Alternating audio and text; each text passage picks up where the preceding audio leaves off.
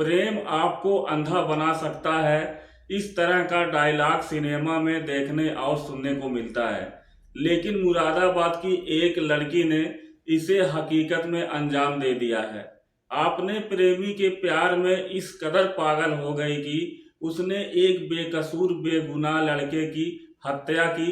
Crime petrol episode देख देख कर एक ऐसी खौफनाक साजिश रची कि आप भी इसे सुनने के बाद दंग रह जाएंगे।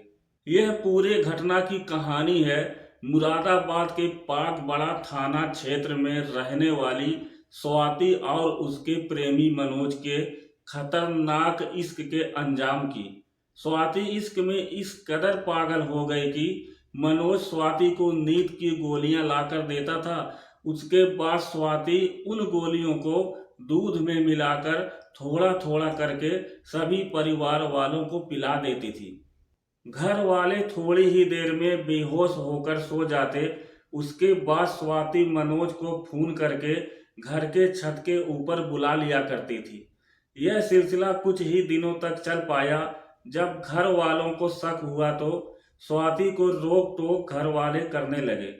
स्वाति ने मनोज से कहा कि मेरे पिता और भाई के रहते हुए हमारा मिलना जुलना बहुत ही मुश्किल हो गया है। इसके बाद दोनों ने एक निर्दोष बेकसूर की हत्या करके पिता और भाई को फंसाने की योजना बनाई।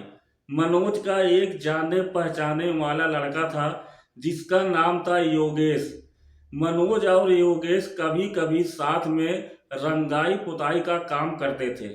मनोज योगेश से जाकर मिलता है और कहता है कल एक काम करने जाना है, पैसे बहुत अच्छे मिलेंगे। योगेश कहता है ठीक है, मैं कल सुबह आ जाऊंगा। तभी मनोज कहता है काम तो होता रहेगा, चलो चलते हैं, थोड़ा आज दारू पीते हैं।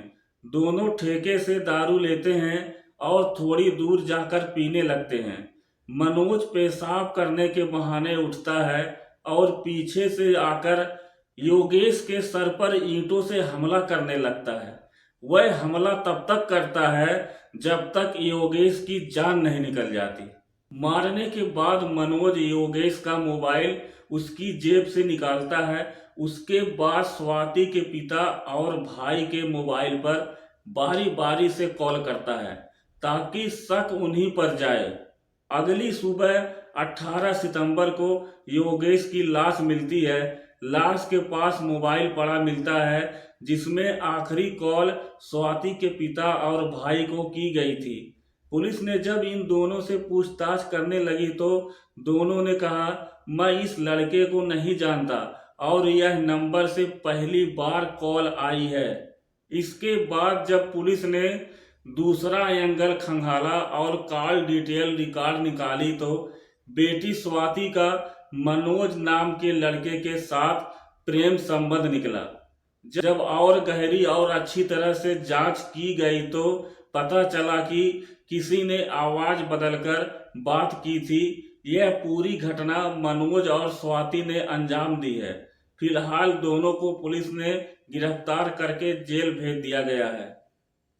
दोस्तों, हमारा मकसद किसी को दिल को ठेस पहुंचाना नहीं है, बल्कि आपको जागरूक और सचेत करना है।